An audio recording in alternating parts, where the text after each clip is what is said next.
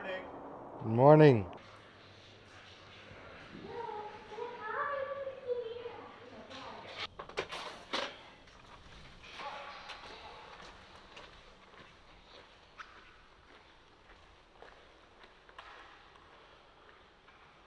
Is that okay? Say high five. Come on, don't stare at Uncle Joey. Hello. Okay. Go get him. I'm gonna make you work for it.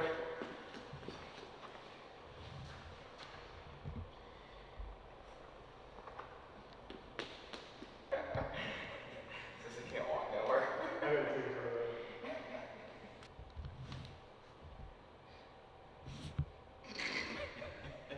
Oh my God, this is the best photo.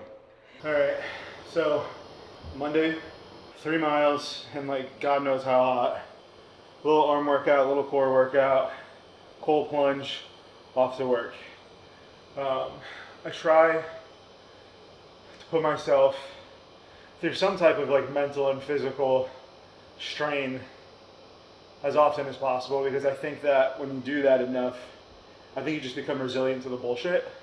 I know it sounds corny, but if you really think about it, the more you're comfortable being in uncomfortable situations, the better you're going to be in uncomfortable situations. And I mean, if you really think about life in general, the ones who win at it are the ones who are good at doing things in uncomfortable situations. So, sounds super cliche, sounds super stupid, but these are things that I've done that have changed my entire life, and I would highly recommend them to anybody.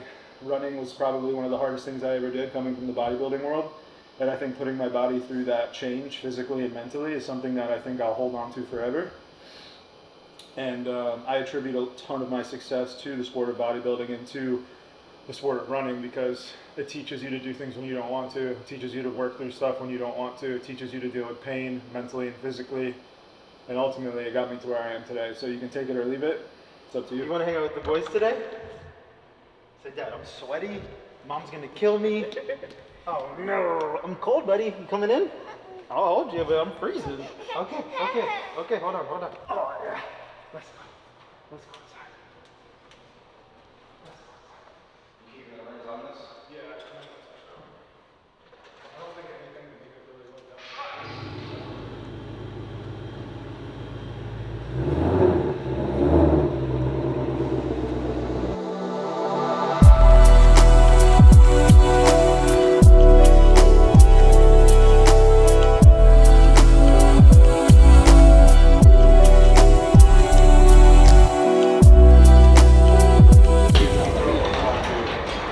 Do like a weekly checkpoint with Germany right now. I don't know. It's good. I actually enjoy it. It keeps me on my toes. I know what's going on in the business, and our CFO Edna has been great. So she basically sends me a report every Monday morning, super early, if we're on target, if we're not on target, and like full transparency. In the summer months of U.S. business and retail, they're the slowest months of the year. So again, our German partner doesn't do a lot of B2B business, and there's no seasonality in D2C traditionally. D2C just flows all year long. So they're kind of learning that there's going to be down times or slower times in the US. And if you look through our business last year at the same time, it was our slowest month of the year. So traditionally, July and June in sports nutrition are the slowest months. So like, for example, we're up 40% year over year, but to budget, we're behind budget by, I think it's like less than $1 million or so. But obviously that's going to be made up in the back half of the year, tremendously made up in the back half of the year. So just having to explain that and go through that, because they're just not used to B2B business the way that we do it here in the US. And all is great. Honestly, awesome, productive meeting this morning here. I think we got a fucking phenomenal team here. If you guys don't know Grant, I just brought Grant on. He is very, very talented, very, very smart. He's our new Chief Marketing Officer for Revive MD. Comes with a great background from some other really good D2C brands in space. So I'm excited to have him build out the structure for the D2C and for the marketing, for B2B, D2C, really overall strategy for that whole entire brand. And then now we are going to the Port St. Lucie warehouse, and you guys are actually going to meet Sam, which you haven't met yet, and Sam is our VP of brand for Raw and Bum Energy. So Sam is like the mini CEO of those brands. I love Sam. I think he's literally couldn't have found a better person for the job. So if you're watching this, Sam, I appreciate you. And that's next. So let's go over there, and that's it. Bye, guys. See ya. Bye, guys. So first meeting is about the Olympia project, which is our entire, literally, Olympia booth, activations for the athletes, what we're doing, how we're doing it, what our budget is. So we have Sam, Edna, and Matt in here just going through, what we're doing, when we're doing it, does it align with budget, what do we need to do to fix it? All in all, pretty excited about what we're going to bring to Vegas this year. Dom, what are you doing? Fixing a fucking sink. Make it straight up there, Khaled. Gotcha. There you go, it's straight. I'm a plumber. Is it tight now? I mean, still loose. Hold on. Not much room down here. He's trying to fix it. Oh, he's really trying to fix it. Need a wrench? I need an adjustable wrench. So what's the space here? Huh?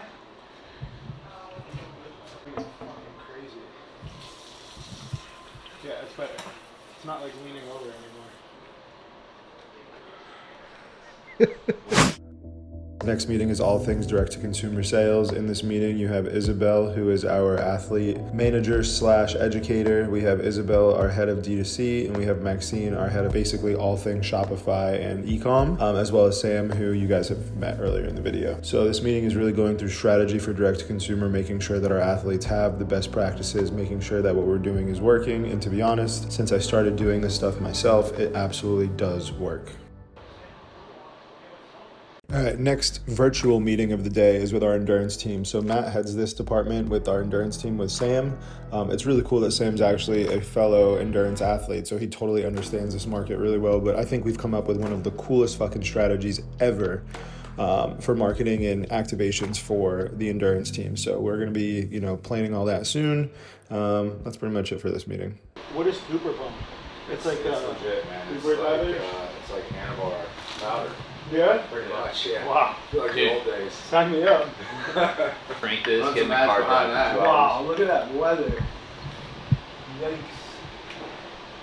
Bro, I'm convinced that the GT500 is the best car under $85,000 in the world. Yeah, I don't disagree. I mean, I remember driving the red one, your red one. Yeah, this car is just like, I love it every time I drive it. I'm obsessed with it.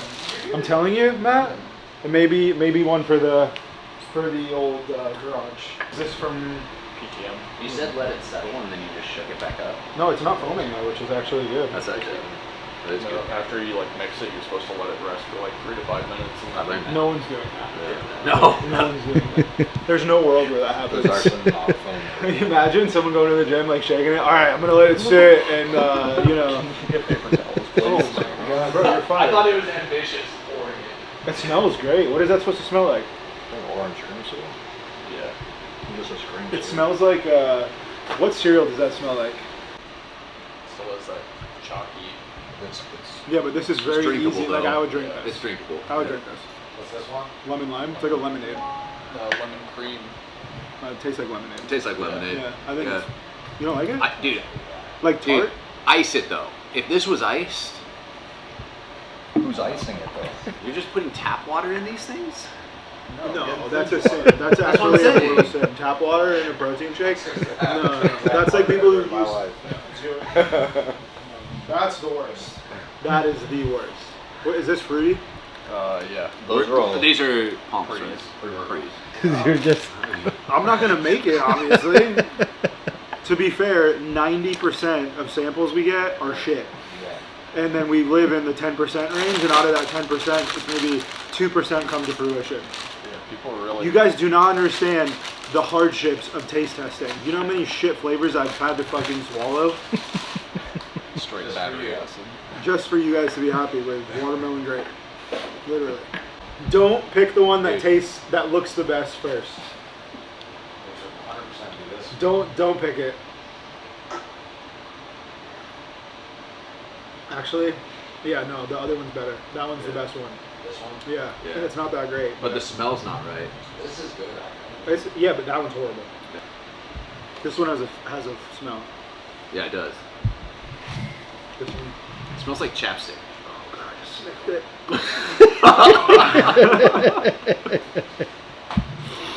Oh wow, that's a new low for me. Sniffing pre-workout. Not just the Forget powder, dry the liquid. scooping. Is that pre-workout? No, it's pump. So pretty much, I'm gonna have a sick pump driving home. Am I on? Yes, sir. I'm on. All right. So all you assholes ridiculed me. Look at this. I have a mic now. So I don't hear no shit in the comments about not having a mic. Okay. And Enzo's car got delivered today because we're building his car collection. Oh my God, what was that, buddy? So this car, again, just like the 458 Speciale, in my opinion, looked like ass with the wheels on it that weren't factory. These look insane. Holy shit. This is my first time seeing it too. What? Went with like a BBS style wheel, and I'm like, so happy. This looks so sick. This makes the whole car. This is actually one of my favorite cars to drive. This car drives so good. It's very raw, very aggressive. Sammy calls this my boys' night out car because she thinks it's ugly, and she thinks that because it's an old Ferrari, no one will try to talk to me when I'm in it. So she said that I'm allowed to take this one out on my boys' night out. So thank you, babe, but I actually love this car, and I don't care because guys know what this car is, and this car is fucking sick.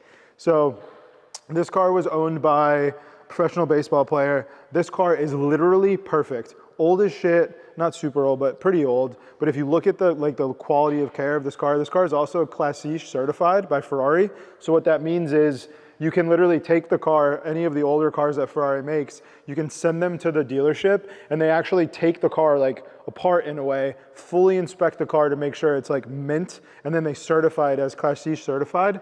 And like this car, the paint, everything, full PPF, but like the interior, I think this has got to be one of the sickest spec'd cars of the Scuds. Like if you look at the inside of it, again, full carbon fiber, the gray with the yellow stitching matches like the exterior. It's just absolutely beautiful. It looks so good. I'm obsessed with it.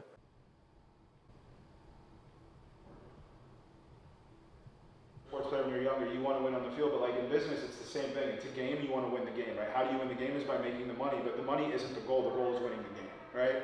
So when I look at this, I look at it the same way you do, but now that I have my son, it's very different. Like the way that I'm handling what I'm doing now is I'm thinking, okay, like I need to provide for my son, but I also need to be alive for my son, right? Yes. So how am I going to do that, and how am I going to mentally take care of myself, and what am I doing with my day-to-day life to make sure that one, I'm being the best CEO, provider, whatever it is for my wife and my business, but also the best dad, and also the best taking care of myself.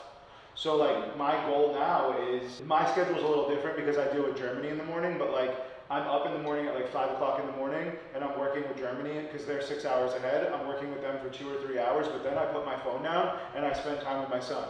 And that's like my Zen, whatever your Zen is that's what I would do, right? And then from there, I have like an hour dedicated, and then after that hour, I'm in the gym.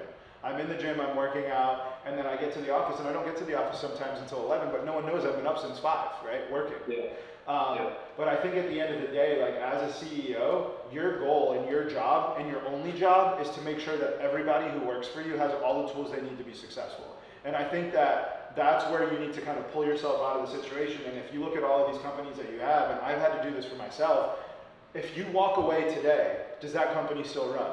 Right? Like if you left today and you didn't talk to anyone at any of those brands for the next 7 days straight, are they going to function fine for 7 days? And if the answer to that question is no, then you don't have a company, you have a job, right? And your job is still, and now the downside of that is like for me, I love being responsible to the point where if I'm not there, nothing goes right, because I want to feel that way. I want to feel like I'm a big part of the company, because it's like it was like an ego thing for me. Like my ego was like, well, if I'm not there, it's never going to be done the same, right?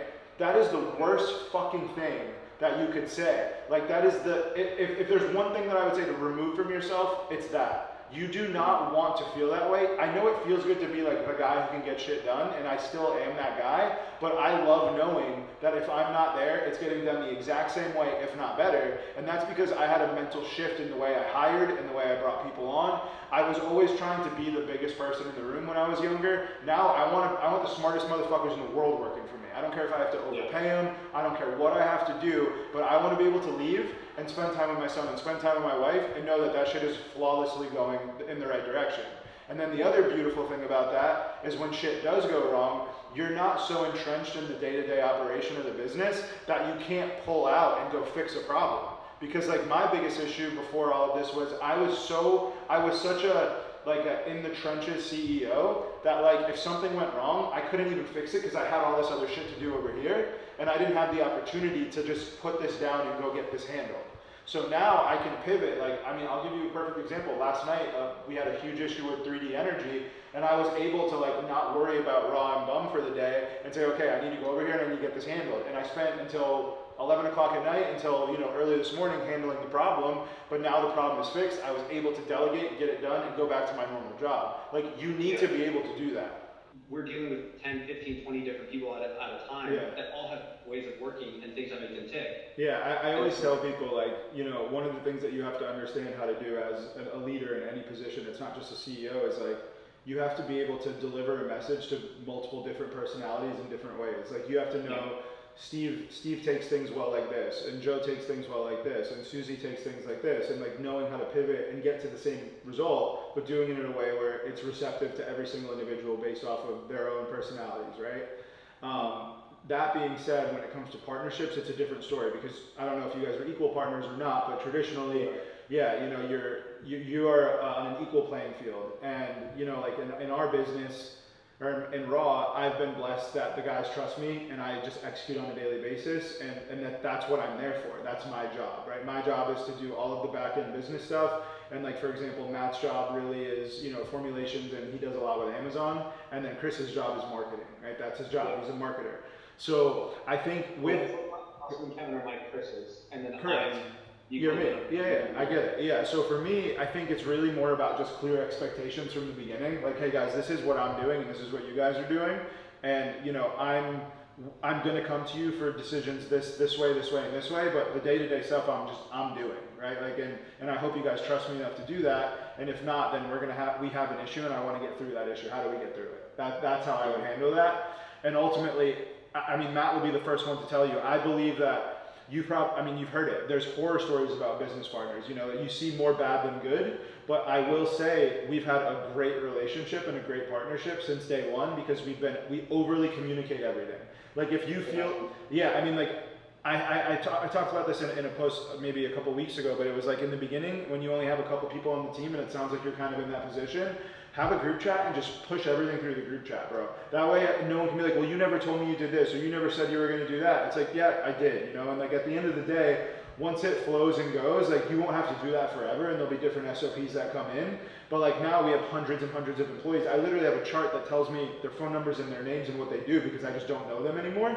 But in the beginning, it's sweet because you're able to just maneuver, pivot, go quick, and just communicate like in a group chat. So for me, in that realm, creators are very difficult in times to manage, because they're all, like you said, they're all high and low, or they have really good days and they crush it, and then they'll disappear for a month at a time.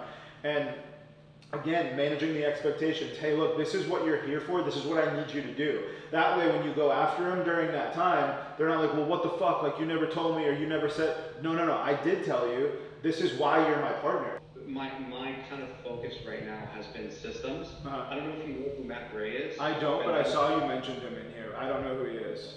Okay. If you ever want to look into his stuff, you're probably far beyond whatever he teaches, but he owns a company called Founder OS.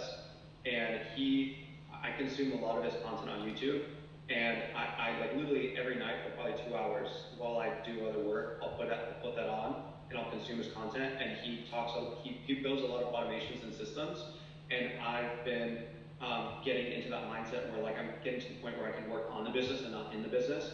And so my question to you is, what has been the most effective method for you making aggressive progress fast, while also understanding that you need to do what's most sustainable for the long term, right? Because at the end of the day, we don't have forever. Yep. And like, I would love to get, how old are you? 34.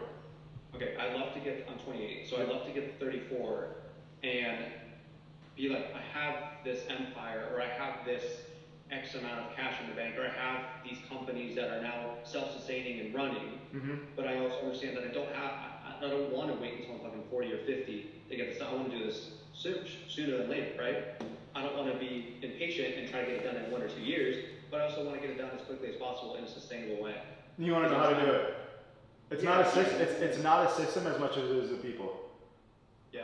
So I know like you can put all the best systems in the world in place. If you don't have the right people, it's not going to do anything for you.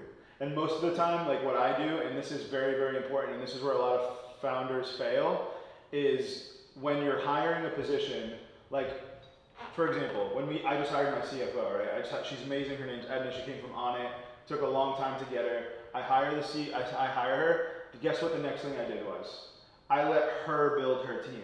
You can't hire a team for somebody who's in a leadership role that high up. Like your C team should be building their team underneath them, and you should be like the last interview for like final say of, hey, yeah, culturally they fit, they seem like great people, morally they seem like they're part of the brand, but you shouldn't be hiring people you're not leading. You should only be hiring the people that you're leading. So for me, I hire my CEO, I hire my COO, I hire my VPs of brand, I hire, and my chief sales and chief commercial officer. Those are the people who directly report to me. Those are the people that I have to lead personally. So I need to make sure that I vibe with them and I like them enough to lead them, right? They have the capabilities that I need out of them. But from that point forward, that person should be hiring under them.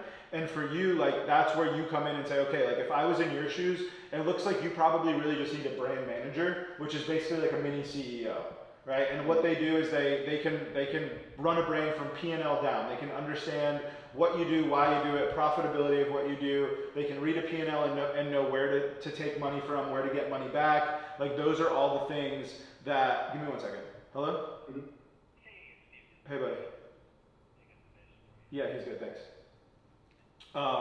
So that's where I would come in and say, like, you need to do that. You need to, and you don't need, I don't know if you need a CEO or a CFO or, like for me, I don't even need a CEO yet, right? Like I can sit in that seat and I'm very comfortable sitting in that seat. Yeah. I need the people underneath me who act like the mini CEOs, and you have these different, I would call them brands, right? Like even though they're not different brands, like you have your middle ticket, your low ticket, your high ticket. I would consider each of those things like a product, right? That's a product. Someone should be running that product front to back and know it better than anybody else, better than you, right? And they should come to you and report and say, hey, look, this is where we're at for the month. Our goal, and you set the KPIs. Hey, these are the KPIs. I want to sell this many of these. I want to sell this many of these, this many of these. You should have weekly meetings. They should be delivering you the results of the week prior, and they should be giving you the answers as to what, if they're falling short, what they're going to do to make up for those failures, right?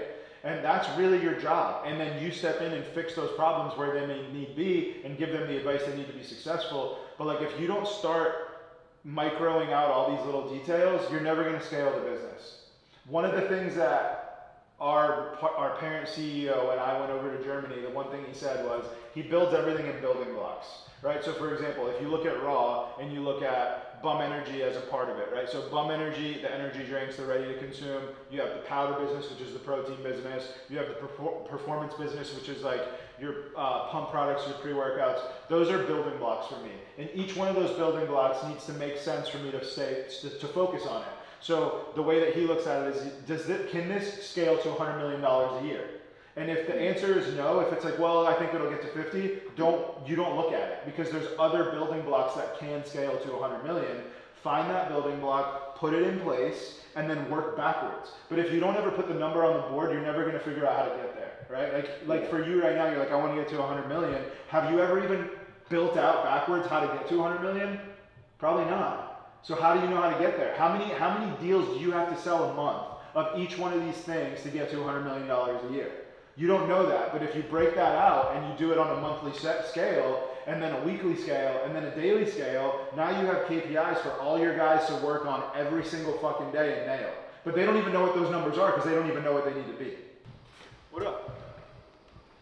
Oh, look who it is. Sorry, that was Thank you for coming to my garage, bro. Yeah, thank you. Yeah. You're welcome here. There's a bathroom down there. What are we doing? Sarah, I'm gonna make you do cardio. So here's the thing, I'm allergic, but second of all, my head also hurts so bad. Your head? Yeah. What happened? I don't know. I struggle with migraines. No, I'm not bullshitting you. Are you for real? I'm so for real, but I feel like a good workout may like just fix that.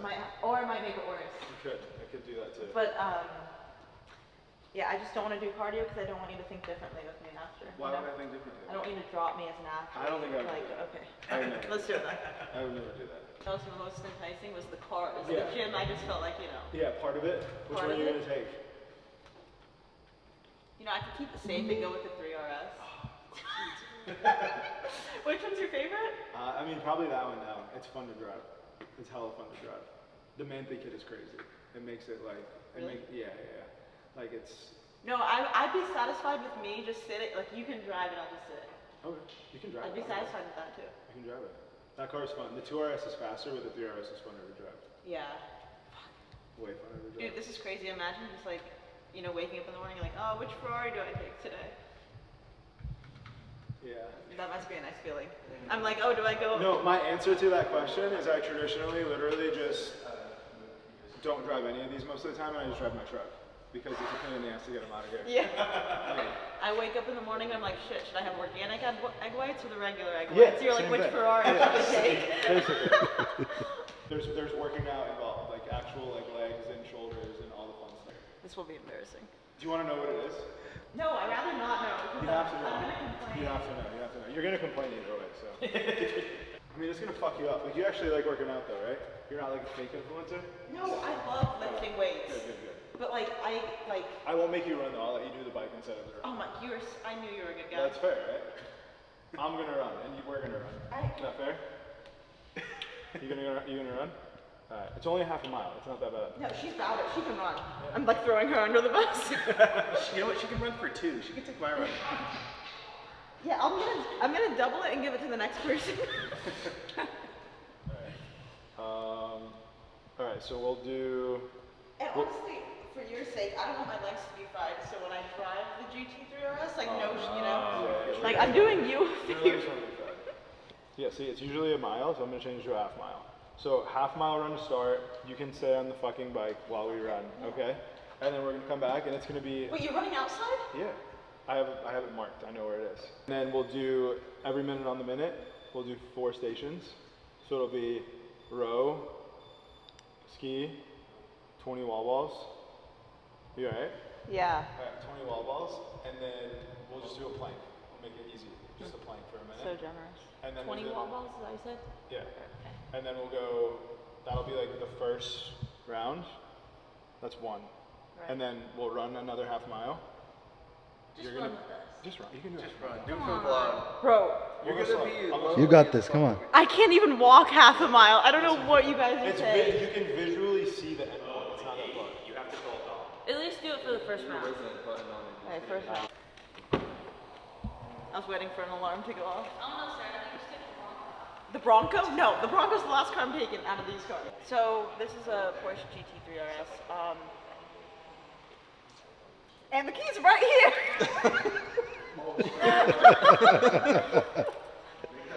Bro, if you started it. Bro, I cannot believe this man. Should we even put this in? Why does this man leave his keys in his car? I don't know if we should put that in the video. It's in a locked gate and a locked garage. In a locked community. Yeah, no, there's a gate with a gate. With a Yeah. gate. No, this is nice though. You driving it? I'm thinking about it. You know, I've driven it so many times already that like I don't know if I want. These bucket seats are hard to get out. No, I didn't do anything. Gotcha. I was like, we plugged into the galaxy. And then see, men love it when you close the car like right here by the window. That's their favorite thing. What did you do? You can actually shut the door. Yeah. That's alright.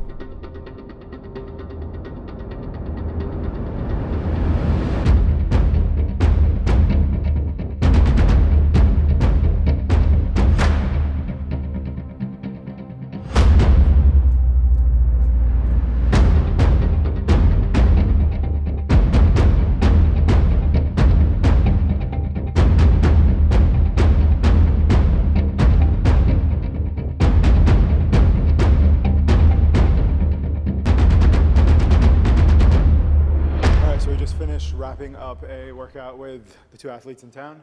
Traditionally, I do this to everyone, and most of them don't make it. It's like kind of like a fun thing we do. We just like get a really fucking hard workout in with each other. High rock style. I'm not like the greatest at it, but I feel like I hold my own. So I think I definitely put them through a good workout. And now I'm petrified because Sarah is about to drive my 3RS. without me in it. So wish us luck. You're gonna, but for me to experience that, you're gonna have to drive it because I'm not like gonna go like this is a Honda Civic type shit. Fair enough. Should I- Obsessed with Honda Civics. Or maybe a 6-cylinder Accord. I don't know. Are you sure you can flex in this car? It's I still don't know. tiny.